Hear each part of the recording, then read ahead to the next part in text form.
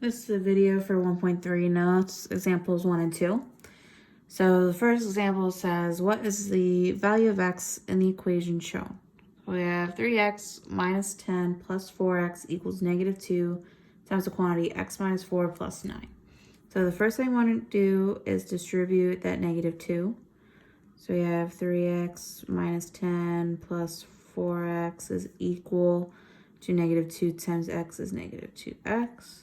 Negative 2 times negative 4 is a positive 8 plus 9. Now what we want to do is combine the common variables in each one. So everything that's common. So 3x, there were 3x and a 4x on this side. So 3x plus 4x is 7x minus 10 equals, and then we have an 8 plus 9. So we have negative 2x plus 17. So I always like to add, bring the one over that's less. So I know negative 2 is less than 7. So I'm going to add 2x to both sides. That way my x's always stay positive and I don't have to worry about negatives. So if I'm bringing this 2x to the side, I can also bring this positive 10 to this side. So I have 7x plus 2x. That is 9x. 17 plus 10 is 27. Divide by 9 on both sides. X is equal to 3. And that would be our answer. So in part B, it says, what is the value of n shown in the equation? So there's several ways I can do this, but I don't want to have to worry about an n with a fraction. So I'm going to add the 7 first to this side. So I have 1/2 times the quantity n minus 4 is equal to negative 2n plus 13. So to get rid of this 1/2, remember we can multiply by either reciprocal to get rid of fractions. So I'm just going to multiply each side by 2. And remember I have to multiply everything by 2. So this 2 cancels out with that fraction. So I have n minus 4 on that side. And then I'm going to distribute this 2. So 2 times negative 2n is negative 4n. And 2 times 13 is 26. Now I can solve this normally. So negative 4 is less than 1. So I'm going to add 4n to both sides. And then I'm going to add the 4 to this side. That cancels. So 1n plus 4n is 5n. And 26 plus 4 is 30. I'm going to divide by 5 on both sides. And I'll have n is equal to 6. And that's our answer. Pause the video to do the triads on your own. And you can unpause it and I'll be going through them. So this triad says solve each equation. So first I'm going to distribute this 100 on this side. I'm going to distribute this negative 10 on this side. So 100 times z is 100z, and 100 times negative 0.2 is a positive, negative 20, oops.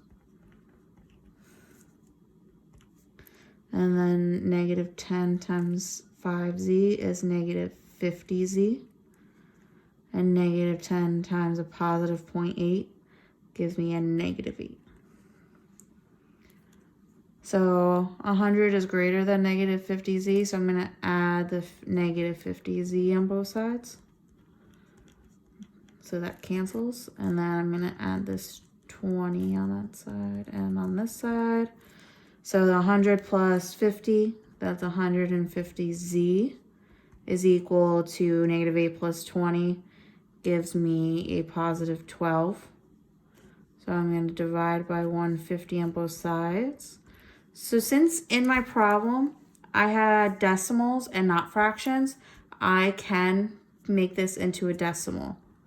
So 12 divided by 150 is 0.08, and that would be the answer.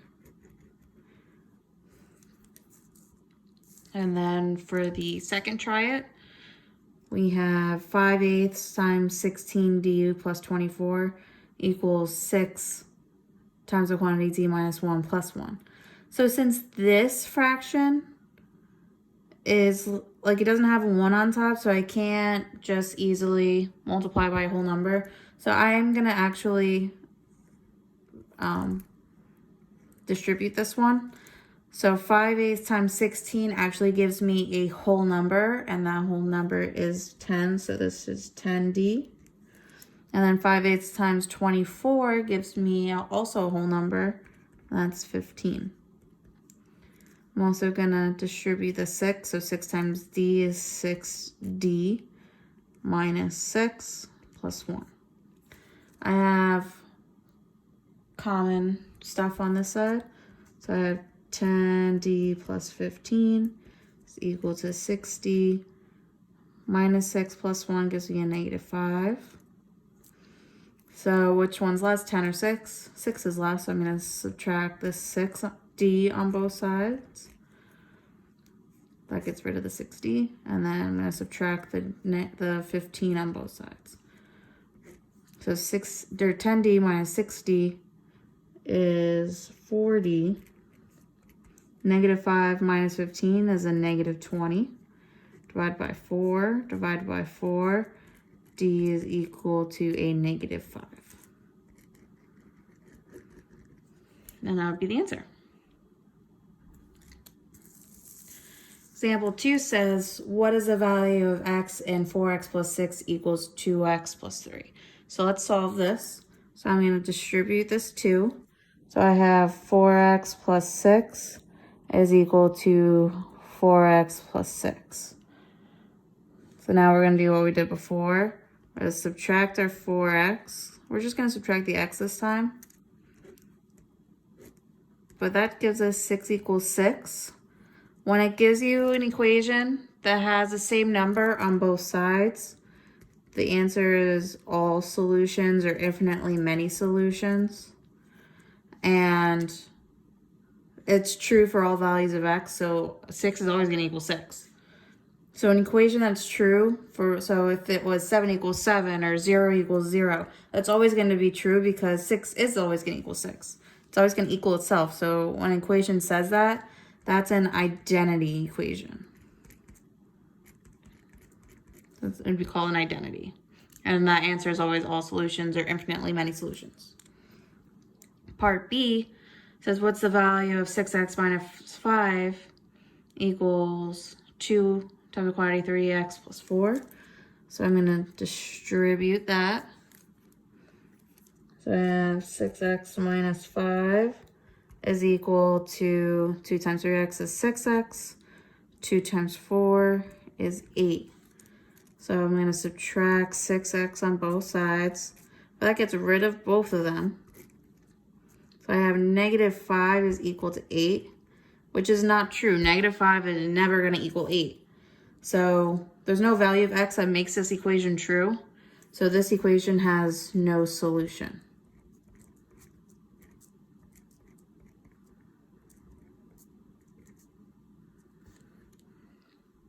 No solution. Because -5 can never equal 8. So if you have two numbers on each side of the equation without variables, then and they're not the same, that means it's always going to be no solution. There's no value of x I can put in here that'll give me the same answer over here. So now we're going to do the try it. Pause the video if you want to try it on your own. So this one I have t minus 27 equals a negative quantity of 27 minus t. So it's asking us to solve each equation and then asking us if the equation is identity. So first we're going to distribute that negative. So we have t minus 27 is equal to negative 27 plus t. So first I'm going to subtract t on both sides. It gets rid of them on both sides, and it gives us negative 27 equals negative 27, which is true. So that means it's going to be all solutions. Is the equation identity? Yes, and that is, and for the explain part, it just means negative 27 is always going to equal negative 27. It's always going to give us, it's true for all values of x. And then for part B, so if I'm going to distribute this 16. So I have 16 times 4 is 64. 16 times -3 is a -48m. I'm going to distribute the 96. 96 times -m/2 is -48m. And 96 times 1 is +96. I'm going to add the 48m on both sides. Also, if you notice that you have the same thing on both sides, you can just cross it out. Because we know we're going to be adding 48 on both sides, and that's just going to get rid of it. So if you notice that there's the same thing on both sides, you can just cross them out. So I have 64 is equal to 96. That's never going to be true, so that's no solution. And it's not an identity. And that's because 64 is never going to equal 96.